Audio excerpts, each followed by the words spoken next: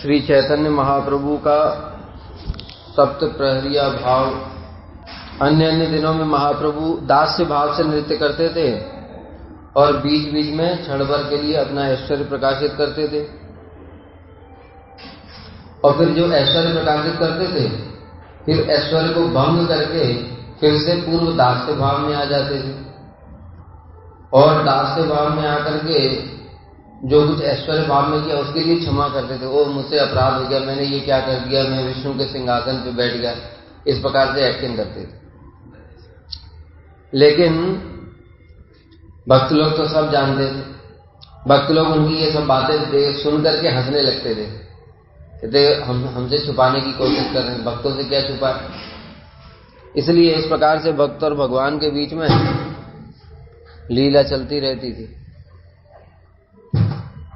लेकिन आज महाप्रभु ने कृपा करके सारी माया को हटा करके 7 प्रहर तक अपने ईश्वर भाव को व्यक्त किया। 7 प्रहर माने 21 घंटे तक, और सारे भक्त लोग परमानंद चित्त में आनंद से उनके सामने हाथ जोड़ करके खड़े रहे। और प्रभु भी साक्षात जिस प्रकार से वैकुंठ में लीलाएं होती हैं उसी प्रकार से भगवान वैकुंठ में जैसे रहते अपने ऐश्वर्य भाव में रहते, उसी प्रकार से महाप्रभु भी आज ऐश्वर्य भाव में है।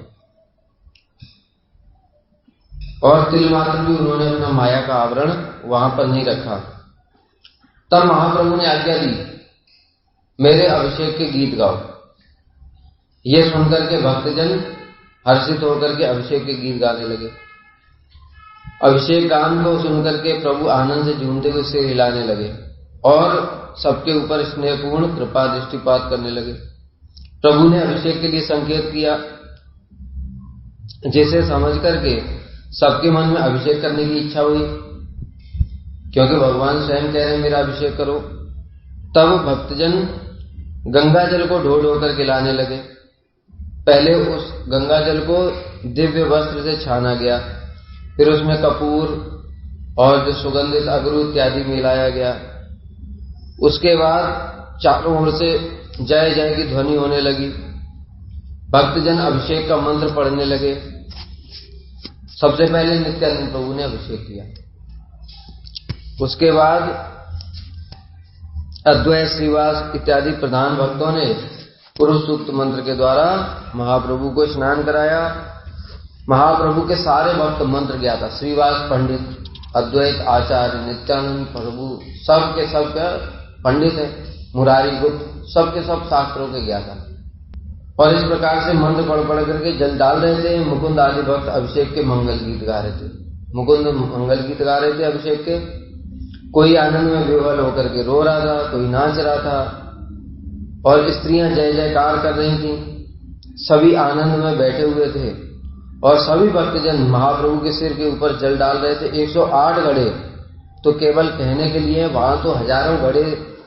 प्रभु के चरणों में साक्षात जल देने का सौभाग्य भला किसको प्राप्त होता है।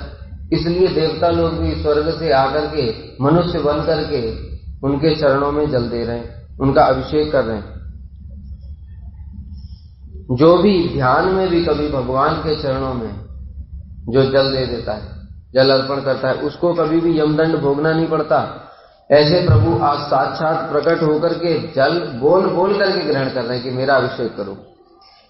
इस प्रकार से भक्तों की महिमा है, और भक्तों की महिमा नहीं है, जो भक्तों की सेवा करते हैं उनकी महिमा देखो, कि जो ब्रह्मा शिव लक्ष्मी इत्यादि को भी जो सौभाग्य प्राप्त नहीं होता, वो सौभाग्य आज किसको प्राप्त हो रहा है, जो भक्तों के दास दासी। उसी में श्रीवास जी के घर में एक सेविका थी, उसका नाम था दुखी।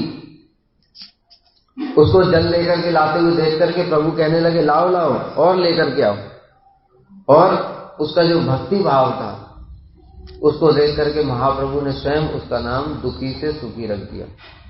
इस प्रकार से महाप्रभु उससे बड़े संतुष्ट रहते थे। एक बार महाप्रभु ने श्रीवास से पूछा कि ये बताओ श्रीवास, ये तुम्हारे जो भक्त लोग सारे कीर्तन करते थे तो प्यास लगती थी, तो देखा जब भी देखते तो घड़े जल से भरे हुए, तो उस समय महाप्रभु ने पूछा कि ये सारे घड़े कौन भरता है। तो श्रीवास पंडित ने बताया कि ये हमारे घर में रहती है एक दुखी, इसका नाम है। तो महाप्रभु बड़े संतुष्ट हुए थे। तो कह रहे हैं कि जो भक्त के घर में जो सेवा करते हैं, सेवक सेविका इत्यादि, उनका भी ऐसा भाग्य है कि उनको भी महाप्रभु के अभिषेक का सौभाग्य प्राप्त हुआ, साक्षात, जो कि बड़े बड़े देवताओं को भी किसी प्रकार से प्राप्त नहीं होता। इस प्रकार से उनकी महिमा है। अनेक वेद मंत्रों से सारे भक्तों ने प्रभु को स्नान कराया, श्रीअंग को पोंछा, नवीन वस्त्र धारण कराए, दिव्य सुगंधित चंद्र इत्यादि दिया और विष्णु का सिंहासन लगाया। तब गौर सुंदर अपने सिंहासन पर विराजमान हुए। नित्यानंद प्रभु ने तुरंत जाकर के छत्र तान दिया और एक भक्त चावल डुलाने लगे और बाकी सारे भक्त पूजा की सामग्री लेकर के चरणों की पूजा कर रहे हैं।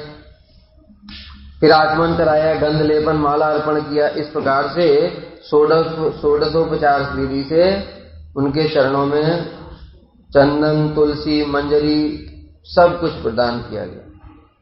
और दशाक्षर गोपाल मंत्र की विधि के अनुसार पूजा करने के बाद सब लोग प्रभु की स्तुति करने लगे। फिर उसके बाद सभी ने भगवान को प्रणाम किया। सभी लोग क्या कह रहे हैं, जगत के नाथ की जय हो, इस प्रकार से स्तुति कर रहे हैं। बहुत सारी स्तुतियां हुई।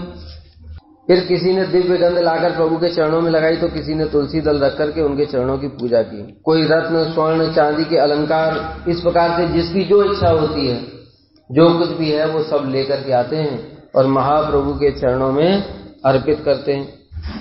यहां पर बता रहे हैं श्री वृंदावन दास ठाकुर, जिन चरणों को पूजने की इच्छा ब्रह्मा, लक्ष्मी और शिव भी करते हैं, उन्हीं चरणों की पूजा आज वैष्णवों के दास दासी भी कर रहे हैं।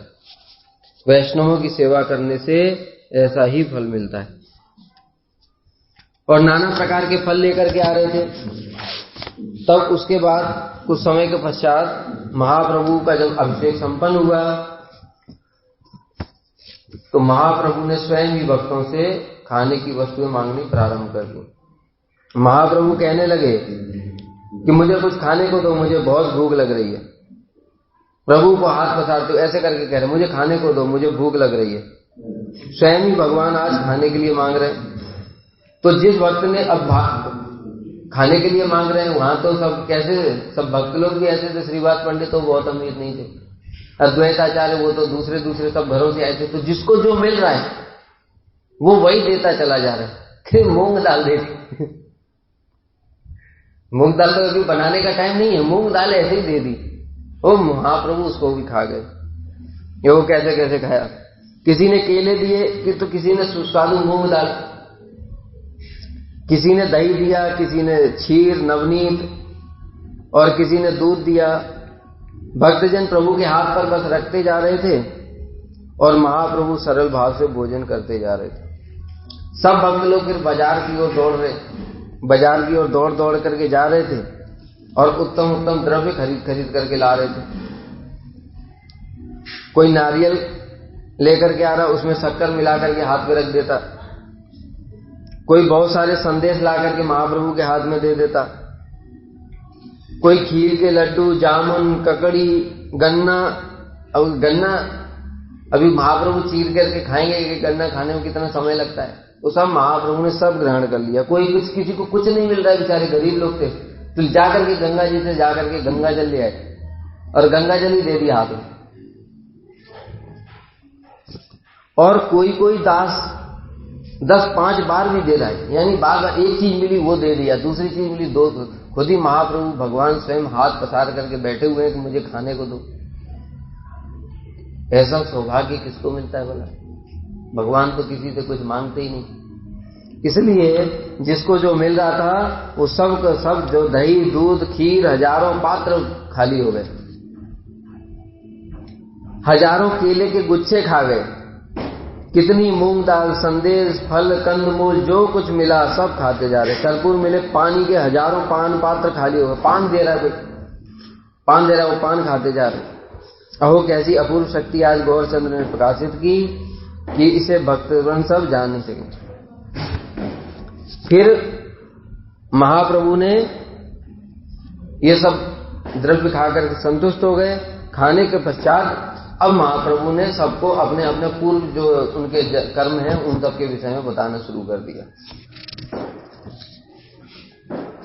सबसे पहले श्रीवास से बोले, श्रीवास तुमको स्मरण है, तुमने देवानंद के स्थान पर जो श्रीमद् भागवत सुनी थी, भागवत पद पद पर प्रेम रसमय है, उसे सुनकर के तुम्हारा हृदय अत्यंत द्रवीभूत हो गया था और तुम ऊंचे स्वर से रोने लगे थे और भूमि पर लोट-पोट खाने लगे थे।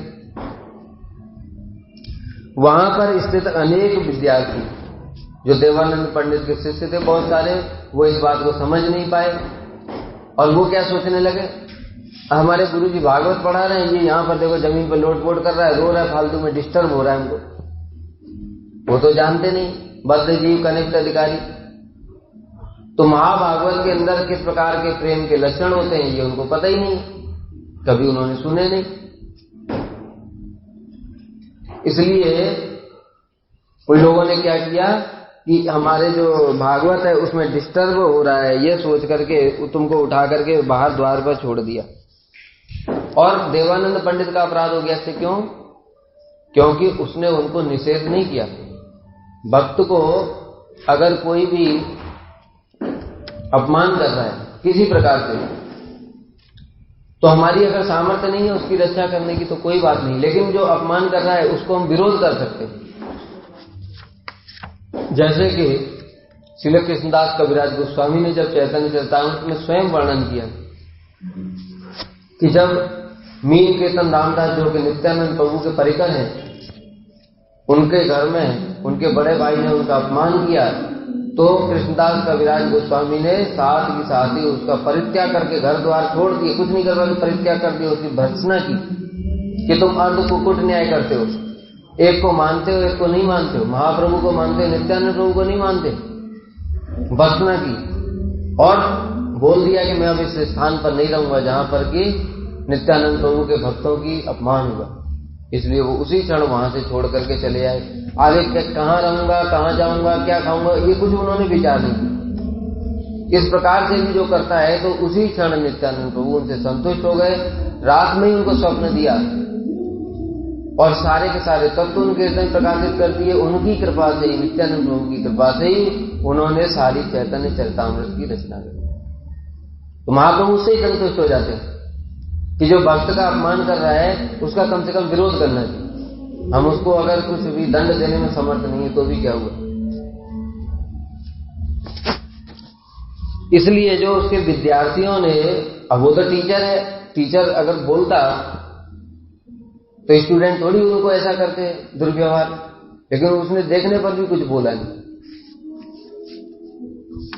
और उनको पकड़ करके बाहर द्वार पर छोड़ दिया।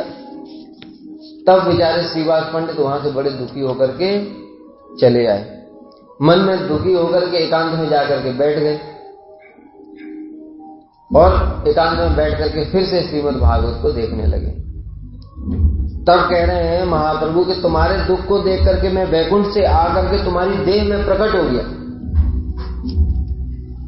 और मैंने तुम्हारे हृदय में बैठकर तुम्हें निज प्रेम योग प्रदान करके तुमको रुलाया। तब वो स्वयं भगवान श्री चैतन्य महाप्रभु प्रकट हो गए।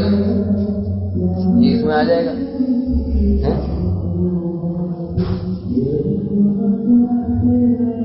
महाप्रभु उनके शरीर में प्रकट हो गए और प्रकट होकर के उनके हृदय में प्रेम उत्पन्न कर दिया। जब प्रेम उत्पन्न हो गया तो वो क्या हो गया, रोने लगे। तभी वही कह रहे हैं कि मैंने तुमको प्रेम से रुलाया था। तब तुमको श्री भागवत सुनकर के बहुत आनंद हुआ और तुम्हारे नेत्रों से जल से वह एहसान ऐसा बीत गया था मानो वर्षा हुई। तो प्रेम के विकार, क्योंकि महाप्रभु भगवान स्वयं प्रकट हो गए और उनके हृदय में प्रेम उत्पन्न कर दिया। तो प्रेम के विकार क्या है, रोमांचकम अश्रु। और जो प्रेम के विकार स्वरूप जो अश्रु होते हैं वो ऐसे वाले नहीं होते टप टप टपते एक एक बूंद। उसमें क्या होता है कि पूरा पूरा, एक खिड़कियां सारी बंद कर दो, वो बंद कर दो।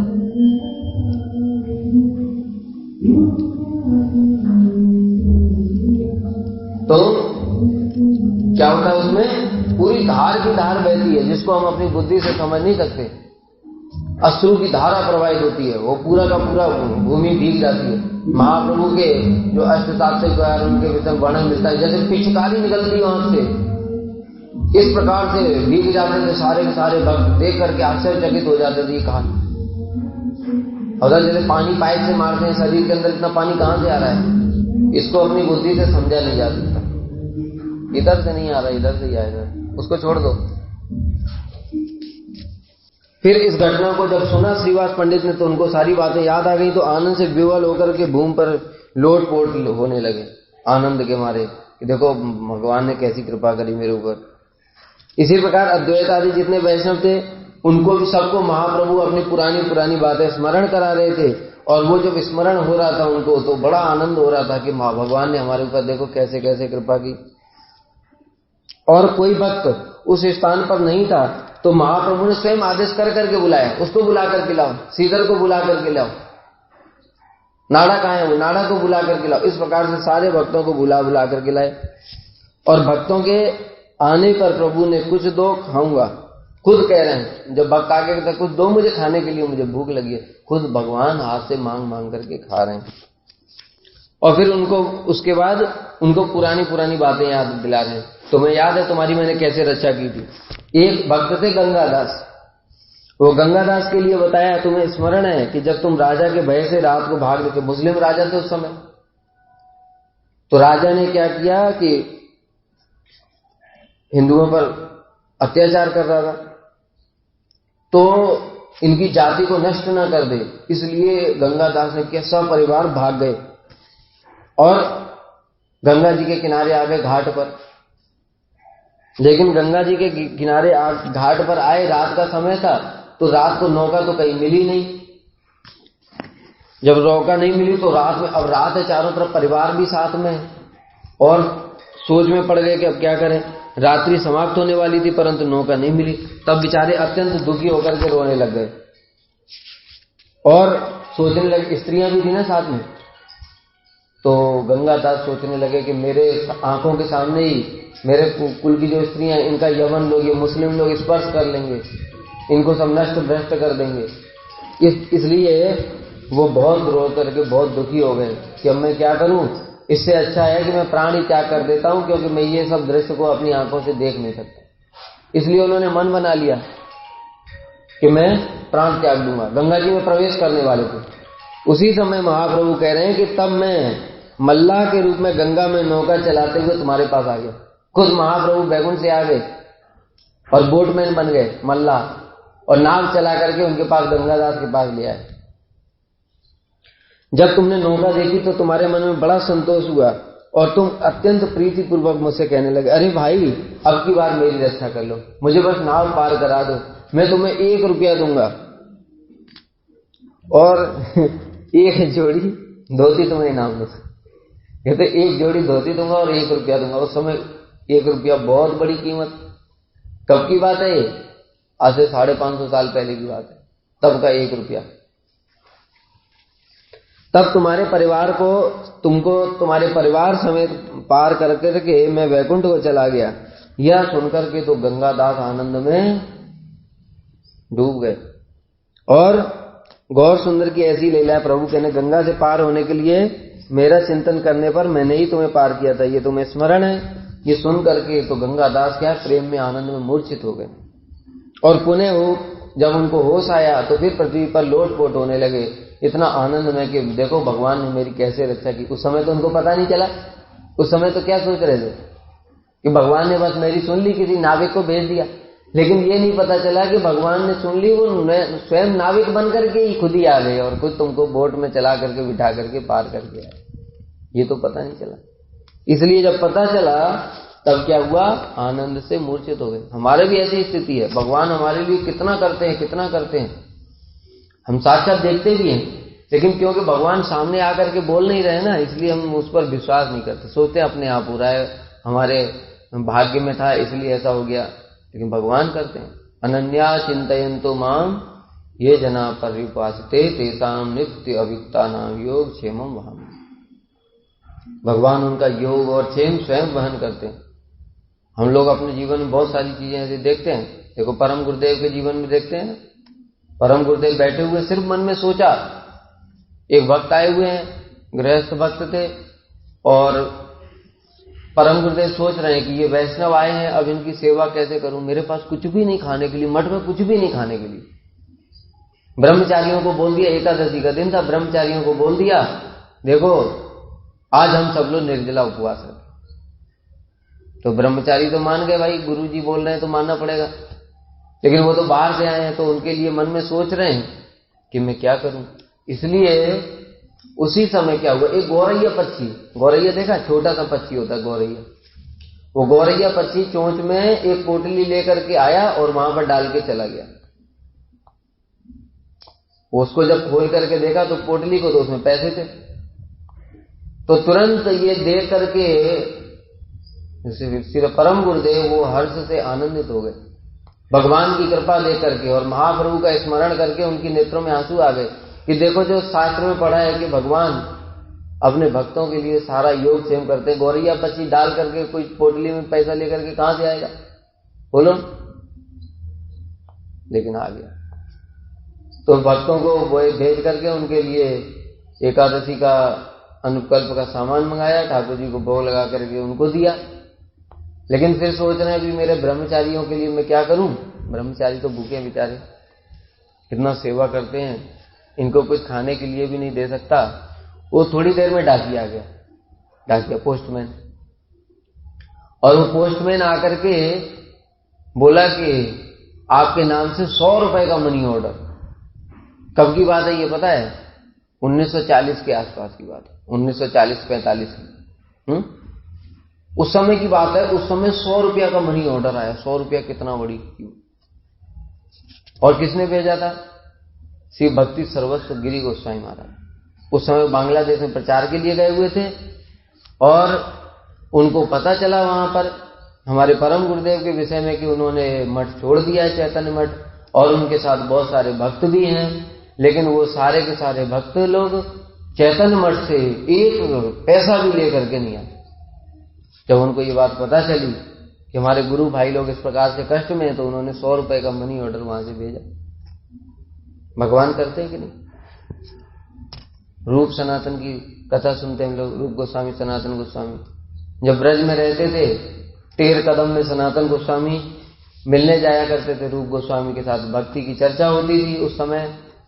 और रूप गोस्वामी ने बस मन में सोचा कि आज मेरे भाई आए हुए हैं, वैष्णव है, परम वैष्णव सनातन गोस्वामी, जिनकी महाप्रभु भी इतनी प्रशंसा करते हैं। सनातन गोस्वामी ऐसे कि मेरे भाई इतने श्रेष्ठ वैष्णव आए हुए हैं, अगर मेरे पास दूध होता तो इनको मैं खीर प्रसाद देता।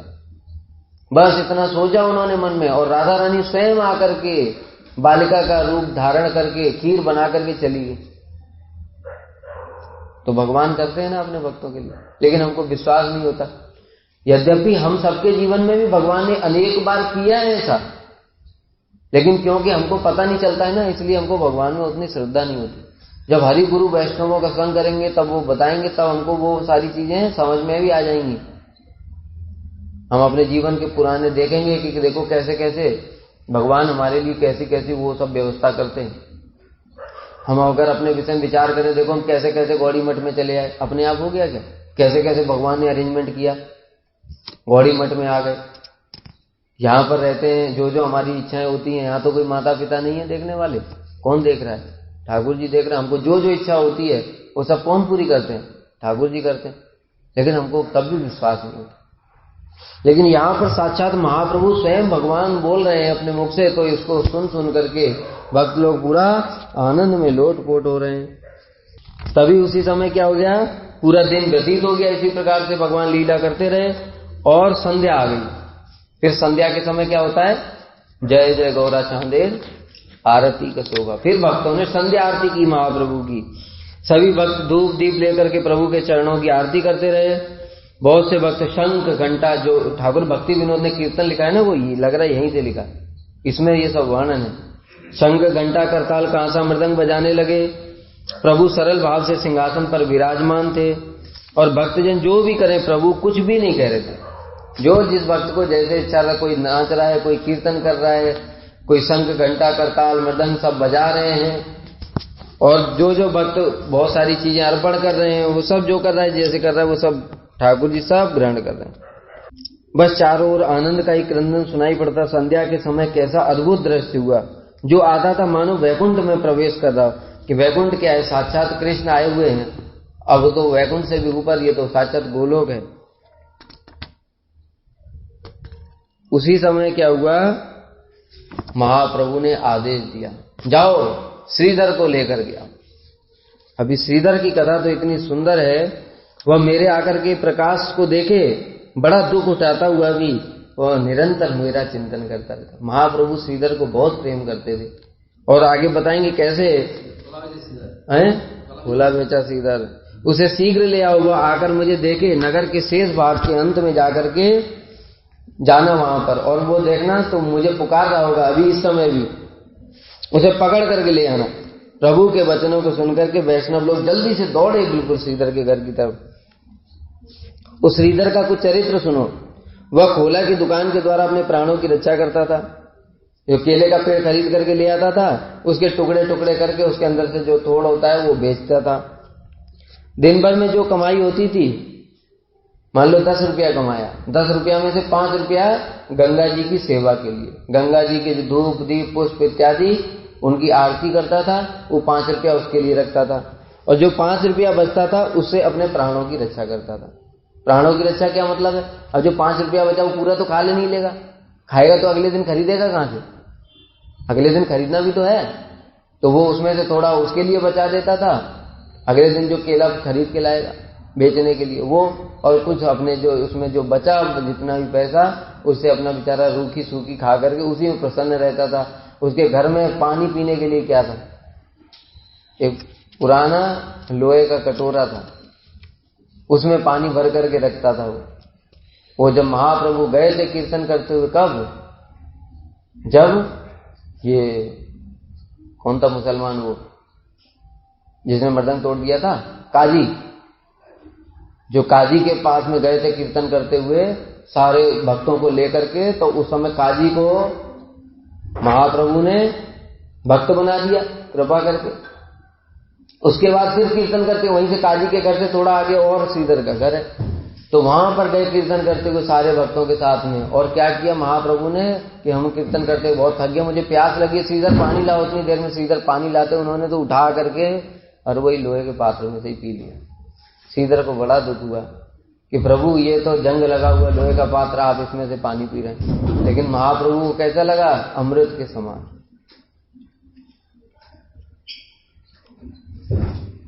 तो इस प्रकार से विष्णु भक्तों की इसी प्रकार से महाप्रभु परीक्षा लेते हैं। युधिष्ठिर जैसा महान सत्यवादी था। महान सत्यवादी का मतलब है, एक बार बोल दिया ये केले का मूल्य 1 रुपया है, तो 1 ही रुपया है, उससे कम नहीं करेगा, तुम चाहे कुछ भी कर लो, लेना हो ले, नहीं तो अपने घर जाओ, बस। इस प्रकार से उसका सिद्धांत था। परम सत्यवादी। जो लोग उसकी सत्यवादिता को जानते थे, वो लोग तो उसकी वचन को सत्य मान करके उसकी वस्तु खरीद लेते थे। इस प्रकार से श्रीधर महाशय नवद्वीप में रहते थे। लेकिन कोई लोग उसको नहीं जानते थे। वे लोग कृष्ण अब क्या करते थे, वो बाकी सारी रात बैठ करके हरि नाम करते रहते, क्रंदन करते हुए भगवान का नाम लेते थे। तो जब वो नाम लेकर के रोते रोते भगवान के विरह में रोते हुए हरि नाम करते थे, तो अड़ोसी पड़ोसी क्या सोचते थे, देखो बेचारा गरीब आदमी है, भूखा रहता है, आज लग रहा है इसको खाना ठीक से मिला नहीं गरीबी के कारण, इसलिए रो रहा है और रो करके भगवान को पुकार रहा है जिससे भगवान आए मेरी रक्षा करें। ये अवैष्णवों का ऐसे ही लक्षण है। वो कभी भी भक्तों की क्रिया मुद्रा को समझ नहीं सकते। माधवेंद्रपुरी पाद उनको समझ पाया, उनका शिष्य रामचंद्रपुरी, जब माधवेंद्रपुरी पाद बिल्कुल मधुर भाव में आविष्ट होकर के कृष्ण को पुकार रहे हैं, हा प्राणनाथ, तो उस समय उनका शिष्य आ गया रामचंद्रपुरी। गुरुजी का संग तो किया नहीं, खाली नाम के शिष्य बन गए बस। और क्या है, वो सोच रहा है गुरुजी, वो सोच रहा है क्या कि गुरुजी को अंतिम समय है और रोग कष्ट व्याधि इत्यादि के कारण बड़ा कष्ट हो रहा है, इसीलिए गुरु जी इस प्रकार से क्रंदन कर रहे हैं और कृष्ण को पुकार रहे हैं। इस प्रकार से उसकी मर्त बुद्धि गुरु के प्रति, और गुरु जी को उल्टा शिक्षा दे रहा है कि गुरु जी आप ब्रह्म का ध्यान लगाओ, इस प्रकार से शिक्षा दे रहा है। तो माधवेंद्रपुरी ने क्या बोला, इस दुष्ट को मेरी नजरों से दूर कर दो, मैं इसका मुख भी देखना नहीं चाहता। और इस प्रकार से ईश्वरपुरी जो थे उन्होंने माधवेंद्रपुरी पाद की, वो जानते थे उनके आंतरिक हृदय के भावों को कि ये मेरे गुरु जी किस भाव में आविष्ट होकर के कृष्ण को पुकार रहे हैं, गोपी भाव में आविष्ट होकर के कृष्ण को पुकार रहे हैं। कितना ऊंचा भाव है, देखो यही देखने का दृष्टिकोण है। एक मूर्ख व्यक्ति, उसको क्या दिखाई दिया कि वो कष्ट में रो रहे हैं, दूसरे को दिखाई दिया ये परम भक्ति के भावों में आविष्ट होकर के क्रंदन कर रहे हैं, प्रेम में रो रहे हैं। और उसकी फलस्वरूप ईश्वरपुरी पाद के ऊपर उन्होंने कृपा की और उसी के कारण महाप्रभु ने ईश्वरपुरी को अपना गुरु बनाया, गुरु की कृपा से, माधवेंद्रपुरी पाद की कृपा से। यह है वैष्णवों के क्रिया मुद्रा विज्ञ ना बुझाए। हमारे गुरुदेव साक्षात प्रमाण इसका मिलता है। हमारे गुरुदेव जब अस्वस्थ हुए उस समय भी एक व्यक्ति उनको देख करके बोला कि देखो गुरुदेव को जब इतना रोग व्याधि हो रहा है, सारे जीवन भजन किया, तो हमारा क्या होगा, कैसे दुष्ट। ये होती मर्त बुद्धि गुरु के प्रति। यस साक्षात भगवती ज्ञान दीप प्रदे गुरु मर्त असद्धि श्रुतम तस्य सर्वम कुंजर शौचवत। सारा जीवन का भजन पूजन पाठ पढ़ाई शास्त्र ज्ञान सब चौपट, गुरु के प्रति कभी मर्त बुद्धि नहीं करनी चाहिए। उनको कोई रोग व्याधि नहीं होता। अगर हम कह रहे हैं कि गुरु जी राधा रानी के सेवक हैं, तो राधा रानी के सेवक को क्या कोई कष्ट हो सकता है, क्या उनका कोई कर्म हो सकता है? इसका मतलब जो भी वो कर रहे हैं वो उनकी लीला है। किस कारण से हम अपनी बुद्धि से समझ नहीं सकते। उनके शरणागत होंगे, उनकी निष्कपट सेवा करेंगे तो वो भी समझ में आ जाएगा। गुरु जी क्या करते हैं, अपने शिष्यों को अपनी संपूर्ण कृपा प्रदान करने के लिए अस्वस्थ लीला करते हैं। अगर वो अपने दिव्य चिन्मय स्वरूप में रहें भगवान की तरह, तो क्या सेवा करोगे तुम उनकी? न उनको भूख लगती है, न प्यास लगती है, न कुछ, कोई विकार नहीं होता शरीर में, कुछ नहीं होता है, क्या सेवा करोगे? हम कोई सेवा नहीं कर सकते। इसलिए वो क्या करते हैं कि ये मेरी सेवा करें, जिसके फलस्वरूप मैं उनको कृपा करूं। कृपा करने के लिए तो कुछ तो चाहिए, इसलिए वो ऐसे अस्वस्थ लीला कर देते। अब बीमार हो गए गुरु जी के पैरों में दर्द हो रहा है। अब क्या करेगा शिष्य, क्या करेगा, तेल मालिश करेगा, पैर दबाएगा, तेल मालिश करेगा, तो गुरु जी बस उतने से ही प्रसन्न हो जाएंगे और उतने से प्रसन्न होकर ही उस पर कृपा कर देंगे। तो गुरु जी तो लीला कर रहे हैं, अभिनय कर रहे हैं, किसके लिए? शिष्य पर कृपा करने के लिए। और शिष्य उल्टा मूर्ख कहीं का सोच रहा है कि गुरु जी के तो पैर में दर्द होता है, इनको भी रोग लग गया, इतना भजन किया, इनका भी प्रारब्ध नहीं कटा, मेरा कैसे कटेगा? ये दुर्भाग्य, इनके लिए कोई कुछ नहीं कर सकता। इसलिए कहते बार बार साधु संग करना चाहिए, साधु संग में हरि कथा सुननी चाहिए, वैष्णव तत्व को समझना चाहिए। इसको समझना आसान बात नहीं है। तो इस प्रकार से जो मूर्ख लोग थे वो श्रीधर की निंदा किया करते थे। और श्रीधर क्या करते थे, रात्रि के 4 प्रहर तक सोते नहीं थे, कृष्ण नाम करते हुए क्रंदन करते रहते थे। पाखंडी लोग कहते थे श्रीधर की पुकार के कारण हम हरे कृष्ण उच्च स्वर से बोलते थे। तो पाखंडी लोग क्या करते थे, इसकी कारण हम रात भर सो नहीं पाते, हमारे दोनों कान फटे जा रहे हैं। देखो ये दुर्भाग्य। देखो भक्त कृपा करके वो हरि नाम उच्च स्वर से इसलिए कर रहा है कि ये जो अड़ोस पड़ोस के हैं, ये पापी दुष्ट कहीं के यवन सब मुसलमान, ये तो भजन नहीं करेंगे। इसलिए क्या है कि मैं जो हरि नाम करूंगा उच्च स्वर से, तो इनके कान में चला जाएगा, उसी से इनका उद्धार हो जाएगा। भक्त तो ये सोच करके कर रहा है। और वो दुष्ट क्या सोच रहे हैं, देखो ये हमारा ध्वनि कर रहा है, तेज आवाज मचा रहा है, इसलिए इसको कान फटे जा रहे हैं। हम बताए ना, एक बार बेंगलोर में थे, वहां पर क्या हुआ कि हम लोग कीर्तन करते थे मठ में, वो दुष्ट अड़ोस पड़ोसी के लोग, और उन्होंने जाकर के पुलिस में कंप्लेंट कर दी। वो सब मर्दंग प्रदंग वो ले गए पुलिस वाले। देखो कैसा दुर्भाग्य। उनके लिए हम तेज उच्च स्वर से कीर्तन करते हैं, कि ये तो कभी आएंगे नहीं मठ में, तो वहीं बैठे बैठे इनके कान में भगवान की धुन, जो मधुर नाम है, कीर्तन है, वो उनके कान में प्रवेश कर जाए, इसी से इनके पाप नष्ट हो जाएंगे। और वो दुष्ट क्या है, वो उसमें भी और उल्टा काम करते। इसलिए ठाकुर भक्ति विनोद ने जैव धर्म में एक बात बताई कि मुसलमानों पर कृपा कैसे करनी चाहिए। हम हरि नाम कीर्तन करते उच्च स्वर से करना चाहिए, लेकिन कहीं भी मुस्लिम व्यक्ति या जो है भगवत विरोधी व्यक्ति हो, उस समय शांत हो जाना चाहिए। क्यों? क्योंकि वो एक तो पहले ही अपराध के कारण वो अंत्यज है, 4 वर्णाश्रम धर्म से भी बाहर भगवान ने उनको जन्म दिया यवन कुल में, और ऊपर से और भक्त के चरणों में अपराध कर देंगे तो बिल्कुल ही नरक में जाते हैं। इसलिए कभी मुसलमानों के मोहल्ले से अगर गुजरना पड़े तो उस समय शांत हो करके निकल जाना चाहिए, फिर आगे कीर्तन करना चाहिए। ठाकुर भक्ति विनोद ने बताया, इससे कम से कम उनका अपराध ना हो। क्योंकि भगवान के भक्त जो कीर्तन कर रहे हैं और उसका कोई विरोध करेगा तो महाप्रभु उसको सहन नहीं करेंगे। काजी के सीने पे बैठ करके नरसिंह भगवान की तरफ फाड़ करके उसको रखने के लिए बोल दिया कि तुझे फाड़ दूंगा मैं अगली बार, आज तो सिर्फ धमकी दे रहा हूं। और काजी ने देखा जब जगह सुबेरे तो उसके ऊपर जो सीने के ऊपर नाखून के निशान थे, जैसे शेर फाड़ता है ना, वैसे निशान थे सीने के ऊपर।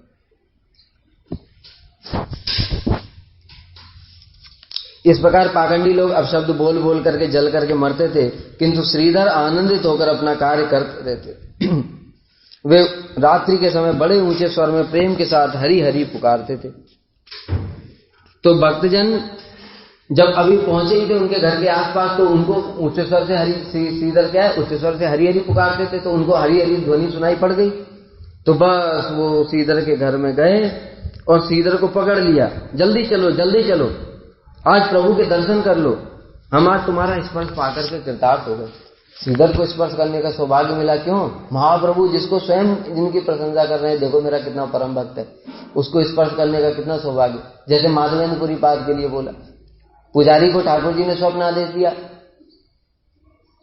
कि मेरा भक्त आया है, जाओ उसको मेरा खीर प्रसाद दे करके आओ। तो भक्त जो पुजारी है वो सोच रहा है ऐसा कौन सा भक्त आ गया। पुजारी ने कहा तो खीर तो मैंने बांट दिया सारा, कहते ना एक कुल्हड़ मैंने चुरा लिया। तो ये जब पुजारी ने सुना तो वो भी सोचने लगा कि ऐसा कौन सा भक्त आ गया कि ठाकुर जी ने जिसके लिए कि खीर चुरा ली खुद, आज तो मैं उसको दर्शन करके धन्य हो जाऊंगा, कृतार्थ हो जाऊंगा। और पुजारी दौड़ करके गया माधवेंद्रपुरी पर। माधवेंद्रपुरी कौन है? माधवेंद्रपुरी ने बोला मैं ही हूं। तो उनके जा करके साष्टांग प्रणाम करके चरण पकड़ लिए कि आज मेरा जीवन धन्य हो गया। ऐसा भक्त तो मैंने कभी देखा नहीं कि ठाकुर जी ने स्वयं आपके लिए खीर चुराई है। इस प्रकार से प्रभु का नाम सुनकर के जैसे ही बोला भक्तों ने कि प्रभु ने आपको बुलाया, प्रभु का नाम सुनकर नाम सुनते ही श्रीधर मूर्छित हो गए और आनंद में विवल होकर के भूमि पर गिर पड़े। उठ ही नहीं पा रहे, प्रेम के मारे आनंद में मूर्छित हो गए, उठ ही नहीं पा रहे। तो भक्तों ने जैसे तैसे पकड़ करके उठा करके उनको उठाकर ही ले आए। इस प्रकार से श्रीधर को देख करके प्रभु प्रसन्न हो गए और कहने लगे आओ आओ। फिर बोले श्रीधर तुमने मेरी बहुत आराधना करी है और मेरे प्रेम से बहुत जन्म बिताए हैं, इस जन्म में भी तुमने मेरी बड़ी सेवा करी है। तुम्हारे खोला पर मैंने सदा अन्न ग्रहण किया, यानी जब तक तुम्हारा वो खोला मिलता नहीं था तब तक मैं अन्न ग्रहण नहीं करता था। मेरा नियम था कि जब तक श्रीधर के खोले के साथ ही खाना खाऊंगा, प्रसाद खाऊंगा। तुम्हारे हाथ के बहुत सारे पदार्थ मैंने खाए हैं। उस समय जो तुमने उत्तर दिया था तुम सब भूल गए क्या? तब यहां पर बता रहे हैं पहले का उनको कथा महाप्रभु स्वयं बता रहे हैं कि जिस समय मैं विद्या विलास करता था और उस समय क्या था, प्रभु बड़े चंचल उद्दंड स्वभाव था। अपना स्वरूप तो महाप्रभु ने छिपा रखा था और श्रीधर के साथ खोला खरीदने की बहुत सारी लीलाएं किया करते थे। श्रीधर की दुकान पर चले जाते और खोला खरीद करके ले आते और प्रतिदिन का नियम था उनका। कितनी देर लड़ते थे पता है? जैसे हम लोग जाते दुकानदार से 10 रुपए का ये सामान दो, दुकानदार से पूछा 10 रुपया, वो कहेगा नहीं, हम कहेंगे नहीं 8 रुपए में दो। तो 1-2 बार बोलेंगे 8 रुपए में दो, देना है तो देने इंतजार, अगर दे देगा तो ठीक है, नहीं चले आएंगे। लेकिन महाप्रभु प्रतिदिन श्रीधर से 1 घंटा 36 मिनट लिखा है 4 दंड तक झगड़ा करते थे। 1.5 घंटा बताओ, किसी दुकानदार से 1.5 घंटा झगड़ा करोगे तो कैसा लगेगा उसको। लेकिन उनका नियम है, श्रीधर को परेशान करना ही है। क्यों? प्रभु का भक्त है, भक्त के साथ आनंद नहीं लेंगे तो किसके साथ लेंगे? भगवान अपने भक्तों के साथ पूरा आनंद लेते हैं।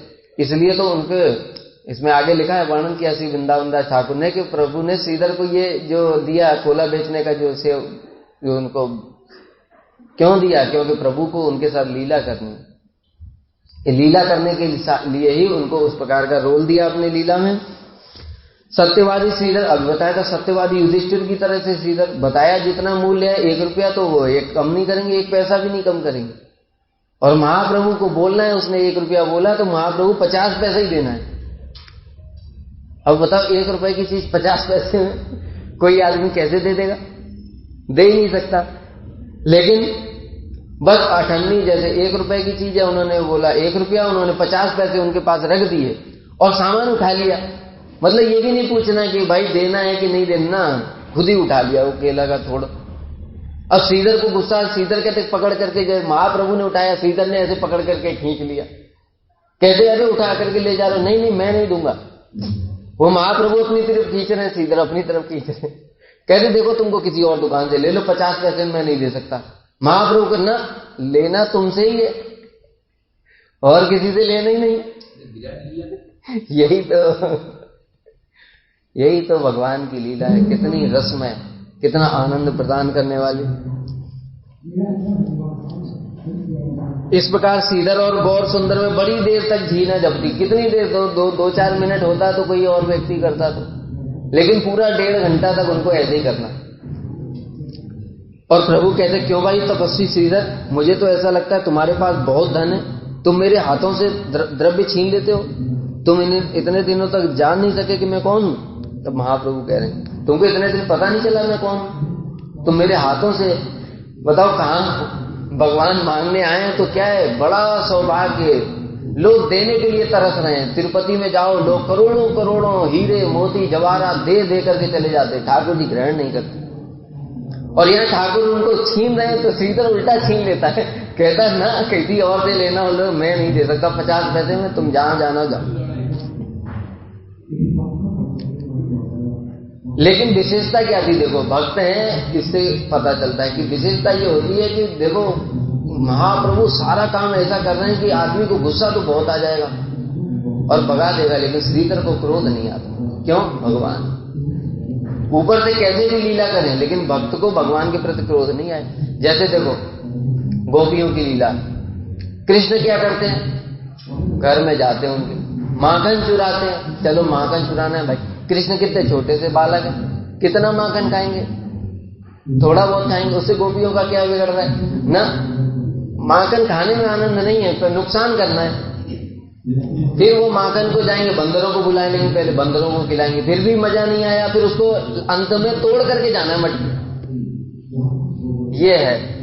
और फिर भी गोपियां, अब बताओ किसी का माखन इतना बनाया मेहनत से बेचारा तुमने चलो खाना था खाया, दूसरों को भी खिलाया, बंदरों को जानवरों को भी बांट दिया, तो तोड़ने की क्या जरूरत?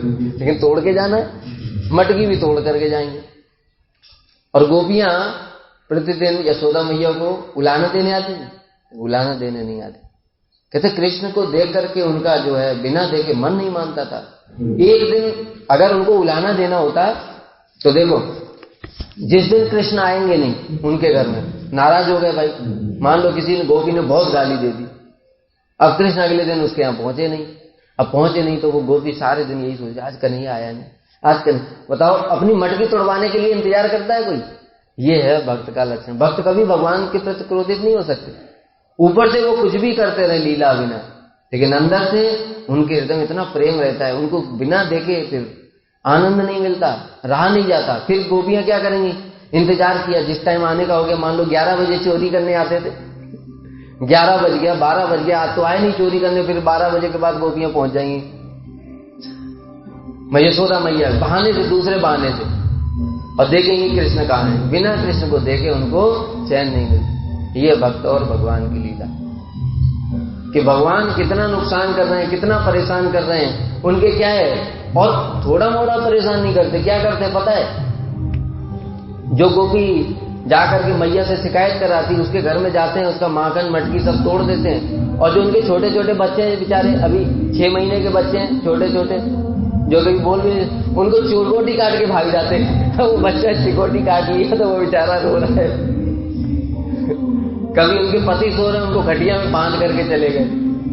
ऐसे ऐसे करके इतनी बदमाशी करते हैं। लेकिन भक्त लोग क्या है, उसमें भी आनंद लेते हैं। इसीलिए तो 1.5 घंटा लड़ाई करने के बाद भी श्रीधर कभी विरुद्ध नहीं होते। अंत में कहते हैं, भाई तुझे लेना है तो ले जा, पर मेरा दिमाग मत खा, चल तू ले जा, 50 पैसे में ही ले जा। गौर सुंदर का वह रूप कामदेव को ही मोहित करने वाला था। उनके ललाट पर ऊर्ध्वपुंड तिलक था, सुंदर त्रिकच्छ वस्त्र धारण किए थे, सिर पर घुंघराले बाल और मुख में पान होता था। और श्रीधर को देख करके हंसते रहते थे दूर से। और श्रीधर ने देखा उनका, अरे फिर आ गया है, तो ब्राह्मण का बेटा है, ऊपर से इससे ब्राह्मण का बेटा, तो उस समय ब्राह्मणों का सम्मान करते थे लोग। तो ब्राह्मण का बेटा झगड़ा करने की अंदर से तो इच्छा नहीं होती कि भाई ब्राह्मण का बेटा है, ब्राह्मण है, ब्राह्मण से झगड़ा करना तो ठीक नहीं है, ब्राह्मण तो सेव्य होते हैं, लेकिन मुझसे झगड़ा करता है, मैं क्या करूं। श्रीधर इस प्रकार से सोचते थे।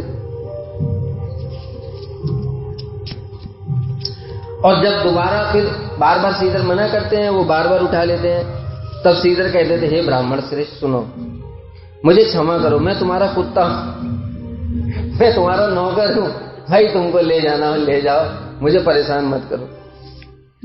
प्रभु कहते, मैं जानता हूं तुम बड़े चतुर हो, खोला बेचने से तुम्हारे पास बहुत धन इकट्ठा हो गया है। ये तुमने जो केले का खोला बेच कर बहुत पैसा इकट्ठा कर लिया है। महाप्रभु गलत बोल रहे हैं, गलत बोल रहे हैं। महाप्रभु किसकी बात कर रहे हैं? परमार्थ, परमार्थ जिसको बोलते हैं। तुमने ये खोला बेच करके इतना धन इकट्ठा कर लिया जिसकी कोई लिमिट नहीं है। क्यों? खोला बेचने से 10 रुपया कमाते हैं, 10 रुपए में से 5 रुपया गंगा जी की सेवा में डेली की डेली गंगा जी की पूजा करते हैं, हरि नाम करते हैं। कितना इकट्ठा कर लिया धन, लेकिन लोगों के सामने तो दरिद्र हैं। अंधे लोगों को क्या दिखाई देगा जो बाहर का पैसा है, लेकिन वास्तव में महाप्रभु कौन है? भगवान है। वो जानते हैं तुमने इतना पैसा इकट्ठा कर लिया है, इसलिए महाप्रभु कह रहे हैं ये खोला बेच के तुमने बहुत पैसा इकट्ठा कर लिया। श्रीधर कहते हैं, अरे और दुकानें नहीं है, यहां से खरीद लो, तुम्हें कोई अठन्नी में चाहिए तो वहां से खरीद लो, मेरे पास क्यों आते हो? मैं तो 1 रुपए में ही दूंगा।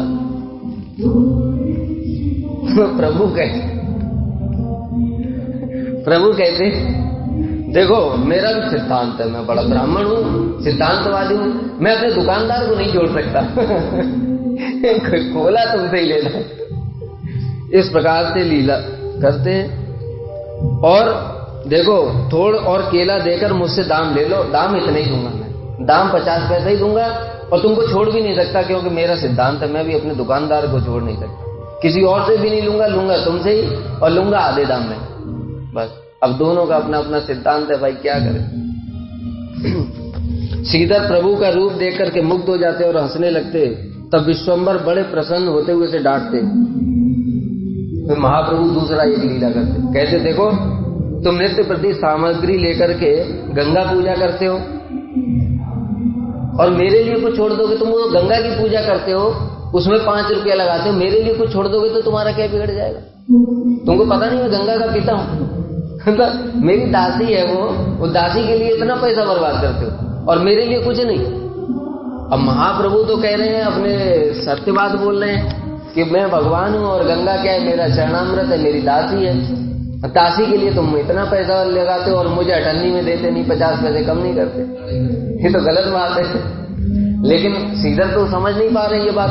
क्यों? महाप्रभु ने अपनी माया का आवरण पहला रखा है, इसलिए श्रीधर क्या करते? कान बंद कर, ओ कृष्ण कृष्ण कृष्ण, कैसी बात करता है ये ब्राह्मण का बेटा, इससे ज्यादा बहस करो तो उल्टा पुल्टा कुछ भी बोलने लगता है। गंगा को दासी बोलता है।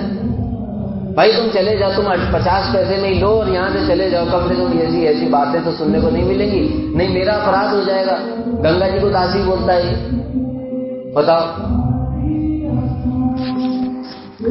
ये सुनकर श्रीधर झट से अपने कान पकड़ करके विष्णु विष्णु विष्णु,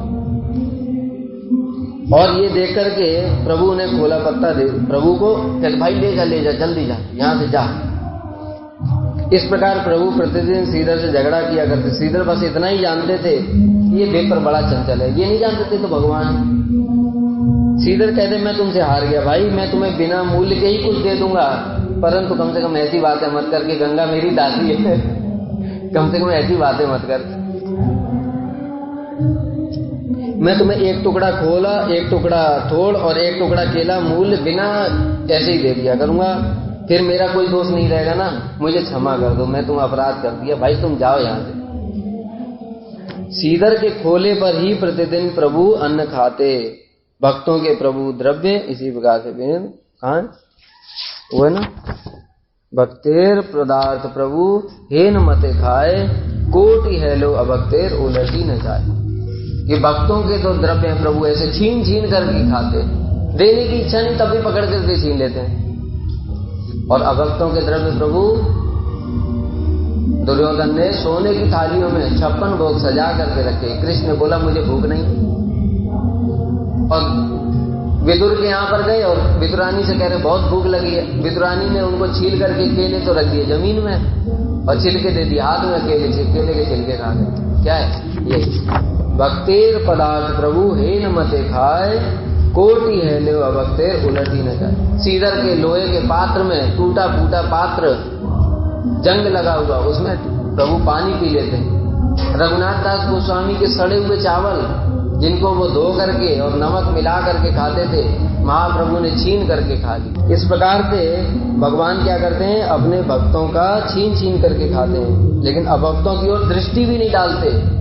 सारे ब्रह्मांड का ऐश्वर्य होने पर भी उनकी ओर दृष्टि भी नहीं डालते। इस प्रकार से श्रीधर को बोले प्रभु देखो मेरा रूप देखो। अब प्रभु पहले पुरानी बातें याद दिलाई, श्रीधर तो वो सब याद कर लो। अब कहते देखो मेरा स्वरूप देखो, आज मैं तुम्हें अष्ट सिद्धियां प्रदान कर दूं। अब महाप्रभु लालच दे रहे हैं श्रीधर की परीक्षा लेने के लिए। महापुरुष श्रीधर ने सिर उठाया, देखो महापुरुष बोला, श्रीधर ने सिर उठाकर देखा तो विश्वंबर के तमाल श्यामल रूप के दर्शन हो गए, कृष्ण स्वरूप के दर्शन किए। उनके हाथों में मोहिनी बंशी थी, दाहिनी ओर बलराम थे, और सब कुछ श्रीधर को महाज्योतिर्मय स्वरूप में दिखाई दिया।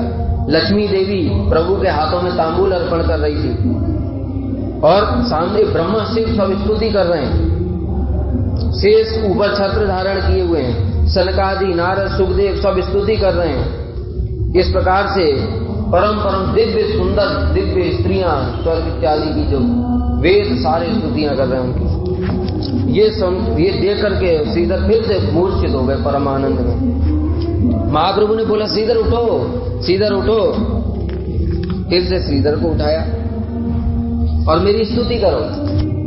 श्रीधर ने कहा प्रभु अब श्रीधर बेचारा सीधा साधा केला बेचने वाला, वो स्तुति करो, वो थोड़ी जानता है, वो ब्रह्मा जी थोड़ी है कि वेद मंत्र के ज्ञान है उनको। तो प्रभु मैं तो मूढ़मती हूं, मैं भला आपकी स्तुति कैसे करूंगा। इस प्रकार से बोला मुझमें क्या शक्ति है। तो प्रभु ने कहा सुनो तेरे मुख के वचन ही मेरी स्तुति है, यानी जो कुछ तुम बोल रहे हो वही स्तुति है, वो स्तुति से भी बढ़कर है, वो मुझे वही पसंद है। और प्रभु के आदेश से, क्योंकि प्रभु चाहते हैं कि श्रीधर मेरी स्तुति करे, इसलिए प्रभु ने क्या किया, प्रभु ने सरस्वती देवी को आदेश दे दिया। कौन सी सरस्वती? ये जड़ जगत की सरस्वती नहीं, दिव्य सरस्वती जो चिन्मय धाम की, वो सरस्वती को आदेश दिया। उनकी जीवा पर प्रकट हो गई सरस्वती देवी, और श्रीधर ने जय हो नवदीप पुरंदर की जय हो, अनंत कोटि ब्रह्मांड के नाथ की जय हो, स्तुति करना प्रारंभ कर दिया। आप सूर्य हैं, चंद्र हैं, इंद्र हैं, अग्नि हैं, जो कुछ शास्त्र वेद स्तुति करते हैं वो सारी की सारी स्तुतियां करी श्रीधर ने। जब ये सब स्तुतियां की तो सारे के सारे वैष्णव लोग उनकी स्तुतियां सुनकर के आश्चर्यचकित रह गए। उनको थोड़ी पता है कि सरस्वती देवी इनकी वाणी में प्रकट हो गई, वो तो महाप्रभु की इच्छा से सरस्वती देवी वाणी प्रकट हो गई। ऐसी दिव्य स्तुतियां कर रहे हैं जो बड़े बड़े लोग भी नहीं कर पाते, देवता भी नहीं कर पाते। तो देख करके सारे भक्त लोगों को बड़ा आनंद हुआ, समझ गए महाप्रभु ने इस पर शक्ति का संचार कर दिया है। तब प्रभु ने कहा श्रीधर अपनी पसंद का वरदान मांग लो, मैं आज सारी अष्ट सिद्धियां तुमको दे दूंगा। श्रीधर हंसने लगे, कहने लगे प्रभु मुझे और भुलावा देना चाहते, मेरे साथ छल कर रहे हो, कपट कर रहे हो। और सीधा उल्टा उनको प्रभु को बोल रहे हैं, आज आपकी और नहीं चलेगी, बहुत कपट कर लिया, अब नहीं चलेगी। मैं ये कपट में लालच में ठगने वाला नहीं हूं, ये अष्ट सिद्धि के लालच में। तब प्रभु ने कहा, देखो मेरा दर्शन व्यर्थ नहीं जाता, तुमको जो मांगना हो वो मांग लो। जब विश्वम्बर बार बार ऐसे वर मांगो कहने लगे, तो देखो श्रीधर ने क्या वर मांगा। ये है भक्तों का महिमा। मुझे यह वर दीजिए कि जिस ब्राह्मण ने मेरा खोला पत्ता छीना था, वह ब्राह्मण जन्म जन्म में मेरा नाथ हो। बस और कुछ वर नहीं चाहता। जो ब्राह्मण मेरे साथ प्रतिदिन झगड़ा करता था, मैं चाहता हूं कि बस वही मेरा नाथ, जन्म जन्म तक वही मेरा नाथ बना। इसलिए कहते देखो भक्तों की क्या महिमा है। भगवान अष्ट सिद्धि नवनिधि मुक्ति क्या क्या चीज देना चाहते हैं, और भगवान उनको तुच्छ समझ करके, लात मार करके। और ऐसे भक्तों की महिमा देखो, अभक्त कैसे समझ नहीं पाते, वही भक्त लोग कृपा पूर्वक उच्च स्वर से नाम संकीर्तन करते हैं, तो अभक्त लोग उनकी निंदा करते, कहते हमारी नींद में डिस्टर्ब हो रहा है। इनका दुर्भाग्य ऐसा है, इससे ज्यादा और कोई क्या करे। यह कहते कहते श्रीधर का प्रेम भाव बहुत बढ़ गया, और वे दोनों भुजाएं उठा करके जोर जोर से रोने लगे। श्रीधर की भक्ति को देख करके और सारे भक्त भी बड़े प्रेम में आविष्ट हो गए। तब विश्वम्बर हंस गए और हंसकर कहने लगे, सुनो श्रीधर, मैं तुम्हें एक महाराज्य का स्वामी बना देता हूँ। महाराज्य मतलब ये सब ब्रह्मांड, इनका स्वामी बना देता हूँ। श्रीधर ने कहा, मुझे कुछ नहीं चाहिए प्रभु, बस ऐसा कर दीजिए प्रभु कि मैं आपका नाम गाता रहूं। प्रभु ने कहा, श्रीधर तुम मेरे दास हो, इसलिए तुमने मेरा यह प्रकाश देखा। इतने पर भी तुम्हारी बुद्धि में कोई भेद नहीं हुआ। मैंने इतना लालच दिया, अष्ट सिद्धि दे दूं, इसका राजा बना दूं, बैकुंठ इसका ब्रह्मांड का राजा बना दूं, ये कर दूं, इसलिए मैं तुम्हें वेद गोप्य भक्ति योग प्रदान करता हूं। जो वेदों के लिए भी गोप्य है, वेद भी उसको समझ नहीं पाते, तुमको ऐसी भक्ति प्रदान कर रहा हूं। अहो, श्रीधर को जो वरदान मिला उसे सभी ने सुना, और वैष्णव मंडली में जय जयकार होने लगी। वाह क्या वरदान, क्या भाग्य है श्रीधर का। अहो, श्री चैतन्य चंद्र के अनुगत भक्तों के पास न धन है, न जन है, न पांडित्य है। इनको कौन पहचान सकता है? उनके पास वास्तव में कौन सा धन है? विद्या धन रूप यश, इनसे क्या होगा? ये सब तो अहंकार बढ़ाकर स्वयं मूल। देखो रावण के पास क्या नहीं था, चारों वेदों का ज्ञाता, सारी शक्तियों का मालिक, सारा धन, कुबेर की बनाई हुई लंका, सब कुछ, पुष्पा की मान, सब कुछ था उसके पास। और इन सब चीजों ने उसका क्या बढ़ाया? अहंकार बढ़ाया, मिट्टी में मिला दिया। और फिर कहां गया धन, कहां गया जन, कहां गया विद्या, कहां गया शक्ति, कहां चली गई? इसलिए जो मूर्ख लोग ये धन जन विद्या शक्ति बुद्धि भगवान से मांगते हैं, उनसे बढ़ करके बड़ा मूर्ख और कोई नहीं हो सकता। क्यों? ये वस्तुएं तो हमारा विनाश करके चली जाती हैं। इसलिए भगवान से क्या मांगना चाहिए? भक्ति मांगनी चाहिए। और वो भक्ति की महिमा क्या है? उस भक्ति के प्रभाव से ये सारी चीजें तो अपने आप ही रहती है, पीछे, इनके पीछे पीछे रहती। भक्ति क्या है? वो भक्ति कोई स्थिर तरह भगवान यदि स्यात् दैवी न फलत दिव्य किशोर मूर्ति मुक्ति स्वयं मुकुलितांजलि सेवते स्मान धर्म अर्थ काम गत समय प्रतीक्षा। जिसको भगवान की निश्चला भक्ति आ जाती, भक्ति कोई स्थिर तरह भगवान यदि स्यात्, उसको क्या होता है? दैवी न फलत दिव्य किशोर मूर्ति, उसके सामने भगवान की दिव्य किशोर मूर्ति प्रकट हो जाती है। मुक्ति स्वयं मुकुलितांजलि, मुक्ति स्वयं हाथ जोड़ करके खड़ी रहती है, प्रभु मैं आपकी क्या सेवा करूं। और धर्म अर्थ काम गते समय प्रतीक्षा, जो धर्म अर्थ काम, जो जिसको इस जगत में पुरुषार्थ कहा जाता है, ये पुरुषार्थ तो समय प्रतीक्षा दरवाजे के बाहर खड़े रहते हैं कि हमारा नंबर कम आएगा। क्योंकि इनसे जो श्रेष्ठ है चतुर्थ पुरुषार्थ इस जगत का, वो मुक्ति देवी हाथ जोड़ करके खड़ी है कि प्रभु मुझे सेवा का अवसर दो। भक्त क्या भाग यहां से? इतने जन्मों के बाद भक्ति मिली, उससे मेरा जो चित्त जो अग्नि में जल रहा था, 3 तापों में दग्ध हो रहा था, उसमें थोड़ा शांति मिली। और तू फिर आ गई दुष्ट कहीं की, भाग यहां से। मुक्ति को भी भगा देते हैं। तो धर्म अर्थ काम की तो कोई बात ही नहीं। तो जो भगवान की अहित की भक्ति करते हैं उनके पास सब कुछ आ जाता है। लेकिन जो भगवान से धन बल जन बल बुद्धि ऐश्वर्य पांडित्य ये सब मांगते, शक्ति इत्यादि, ये सब वस्तुएं उनका ही विनाश करके और गायब हो जाती। उससे उनको ना तो वो रहा, न माया मिली न राम। राम को मांगो तो सब कुछ अपने आप आ जाएगा, और माया को मांगोगे तो न माया मिली न राम।